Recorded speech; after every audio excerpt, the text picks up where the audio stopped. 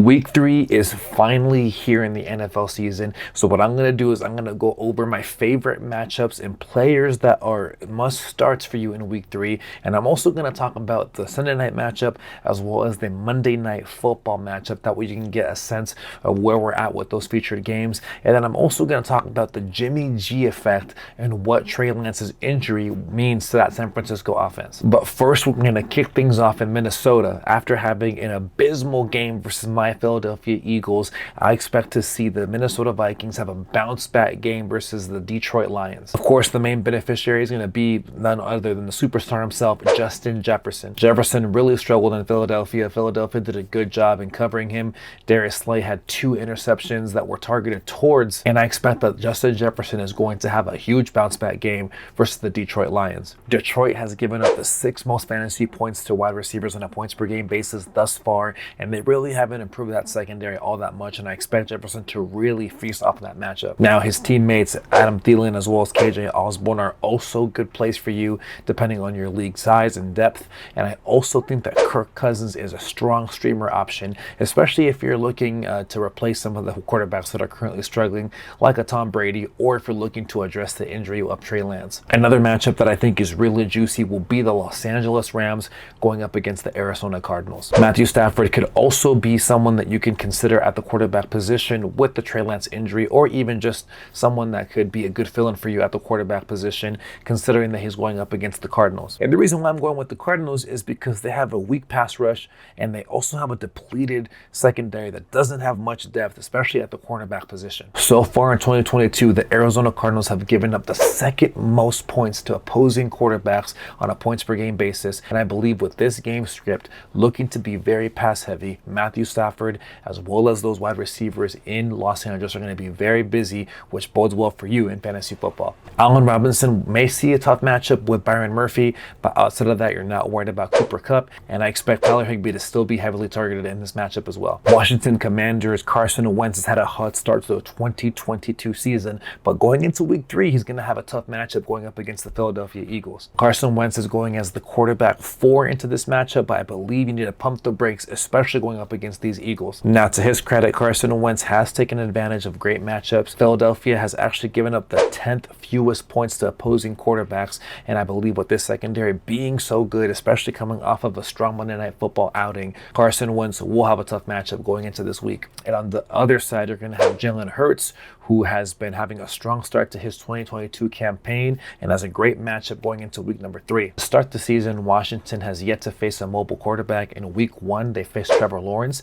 and in week 2, they saw Jared Goff. And the reason why I reference this is because in 2021, Washington gave up the most rushing yards to opposing quarterbacks, and they're facing someone who is a running specialist in Jalen Hurts, and should give them fits all day on Sunday. I expect this favor for Jalen Hurts to also trickle down to his wide receivers, so continue to start A.J. Brown as well as Devontae Smith, who had a good bounce back game in week number 2 after his lackluster performance in week 1. And if you're looking for a dart throw, I would consider also looking at Quez Watkins. And then lastly, as far as the running backs, you're still going to start Antonio Gibson in this matchup, even though Philadelphia has historically been a solid defense going up against running backs. So far in 2022, Philadelphia has allowed a pretty good amount of points to opposing running backs. And on the inverse side, I also like Miles Sanders going up against his Washington Commanders. Washington actually has given up the 3rd most points to opposing running backs, and overall I believe that Philadelphia as well as these pass catchers are going to have a good game in this matchup. Now, we all know that Trey Lance going down was pretty horrific, and we knew that right away Jimmy G was going to slide into that role and bring some stability, considering that he already knows this offense. Now, going into Sunday Night Football, we know that number 1, this matchup going up against the Denver Broncos should be given the Seattle Seahawks some fits, considering that they have a pretty strong defense. And when you're analyzing the pass catchers such as Deebo Samuel and George Kittle, these two are going to be absolutely just fine with Jimmy G now back under center. Now, someone that also benefits from this is going to be Brandon Ayuk.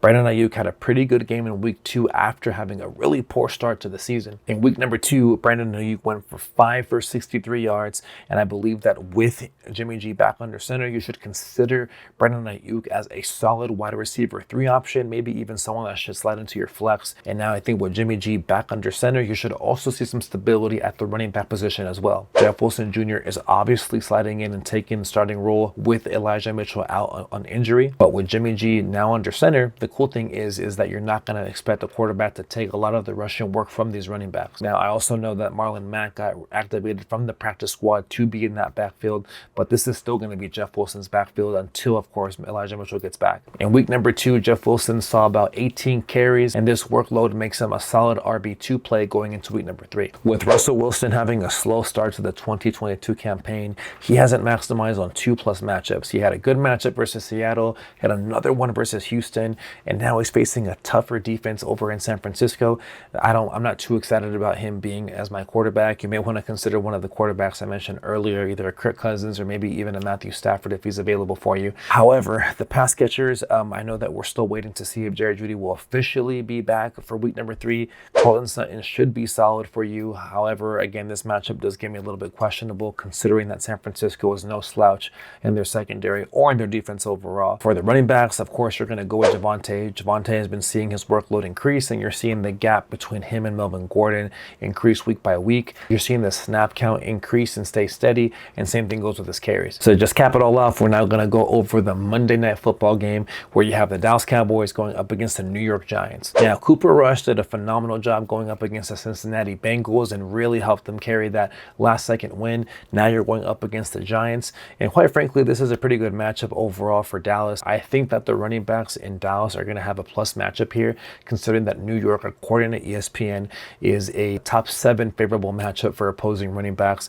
And with Ezekiel Elliott and Tony Pollard, you're seeing Ezekiel Elliott actually get a lot of the carries as well as the snaps. Even though that margin is not as huge as it was in previous years, it's still enough to have Ezekiel Elliott be a potential RB2 for you, and maybe even consider having Tony Pollard as a flex, assuming you're not playing in a deeper league. As far as pass catchers go for the Dallas Cowboys, you're still going to start CeeDee Lamb. He's still going to get the targets from Cooper Rush, even though, of course, Dak Prescott is not under center. With the New York Giants being a middle-of-the-pack secondary, I wouldn't worry too much about the production of CeeDee Lamb and where he will be going into week number 3. And then to cap it all off, you're going to still start Saquon Barkley here versus the Dallas Cowboys.